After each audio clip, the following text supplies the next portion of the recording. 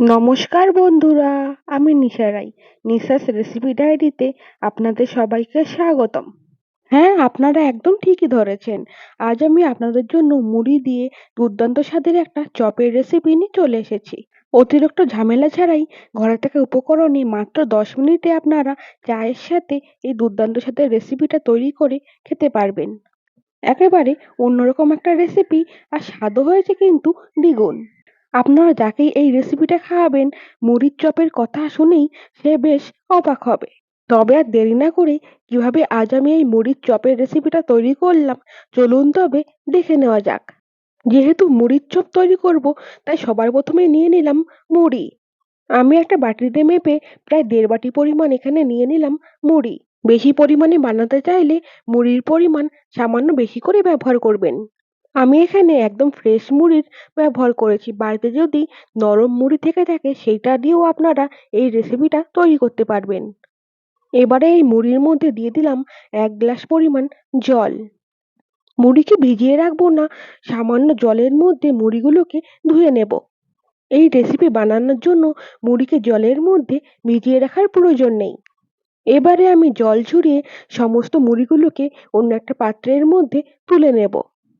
আর বাজার থেকে কিনে আনা মুড়ির মধ্যে অনেক ধুলোবালি থাকে, তাই জলের মধ্যে একটুখানি ধুয়ে নিলেই সেই সমস্ত ধুলোবালিগুলো বের হয়ে যাবে। জলের মধ্যে ধুয়ে ভালোভাবে জল ঝরিয়ে অন্য একটা পাত্রের মধ্যে সমস্ত মুড়িগুলোকে নিয়ে নিলাম। এবার এই মুড়ির মধ্যে এক এক কিছু উপকরণের ব্যবহার করব। সবার প্রথমে ঝালের জন্য এখানে দিয়ে দিলাম কাঁচা লঙ্কা কুচি।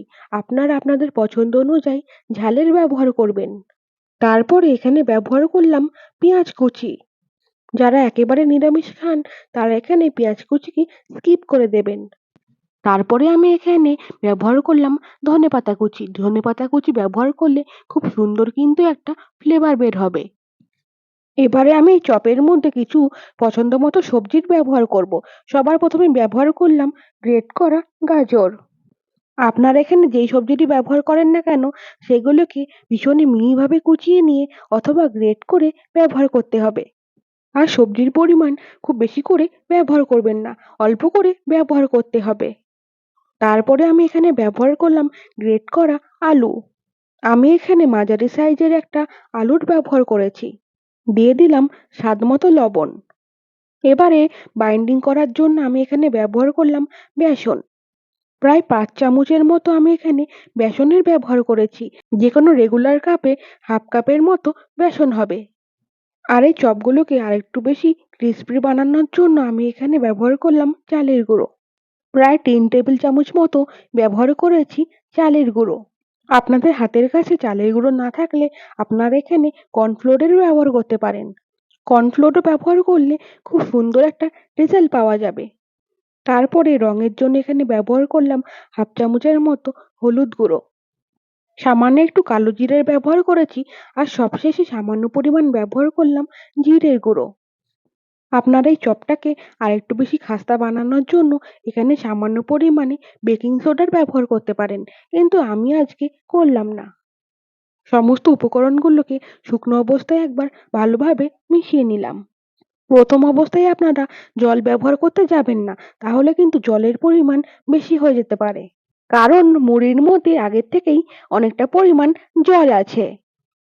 প্রথমে আপনারা জল মেশানোর আগেই শুকনো অবস্থায় সমস্ত উপকরণগুলোকে একসাথে ভালো করে মিশিয়ে নেবেন। যতটা পরিমাণ দরকার হবে জল, ততটা পরিমাণ জল অল্প অল্প করে দিয়ে সমস্ত কিছুর সাথে মিশিয়ে নিতে হবে। আমি অল্প অল্প করে জল দিয়ে চপের ডোকে একদম পারফেক্ট ভাবে মেখে নিয়েছি। খুব বেশি নরম না, আবার খুব বেশি শক্ত না, একদম পারফেক্ট ভাবে এরকম একটা ডো মেখে নিতে হবে। রেসিপিটা ভালো লাগলে অবশ্যই একটা লাইক করে দেবেন। আর এরকম নিত্য নতুন রেসিপির সন্ধান পেতে অবশ্যই চ্যানেলটিকে সাবস্ক্রাইব করে আমার পাশে থাকবেন। এবারে আমি মেখে নেওয়া ডো থেকে অল্প অল্প করে খামিয়ে নিয়ে চপের আকারে গড়ে নেব। আমি মাঝারি শেপে গড়ে নিয়েছি। আপনারা এর থেকে বড় কিংবা এর থেকে ছোট শেপে গড়ে নিতে পারেন। আমি গোল না করে একটুখানি চ্যাপ্টা শেপে গড়ে নিয়েছি। একইভাবে আমি আরো কিছু চপকে গড়ে নেব। আপনারা এখন দেখতেই পাচ্ছেন আমি খামির থেকে আরো কয়েকটা চপ গড়ে নিয়েছি। এবার এই গড়ে নেওয়া চপগুলোকে ভেজে নেওয়ার পালা। তাই আমি গ্যাস ওভেনের মধ্যে একটা কড়াই বসিয়ে দিয়েছি আর তার মধ্যে দিয়ে দিলাম পর্যাপ্ত পরিমাণে সর্ষের তেল। আপনারা আপনাদের পছন্দ মতো যেকোনো তেল দিয়েই এই চপগুলোকে ভেজে নিতে পারেন। তেল এখন অনেকটাই গরম হয়ে গেছে। এবারে আমি আগের থেকে গড়ে নেওয়া চপগুলোকে এক এক করে গরম তেলের মধ্যে দিয়ে ভালোভাবে ভেজে নেব। একপাশে যখন খুব সুন্দরভাবে একটা ব্রাউন কালার চলে আসবে, তখন অপর পাশটা উল্টে দিয়ে ভালোভাবে দুপাশে ব্রাউন কালার হওয়া পর্যন্ত ভেজে নেব।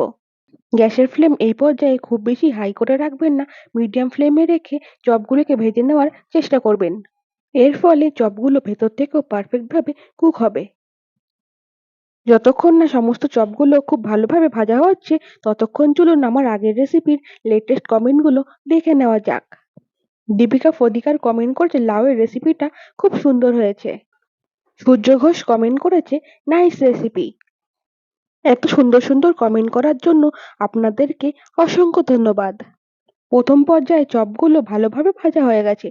একইভাবে আমি বাকি চপগুলোকেও ব্রাউন হওয়া পর্যন্ত ভেজে নেব।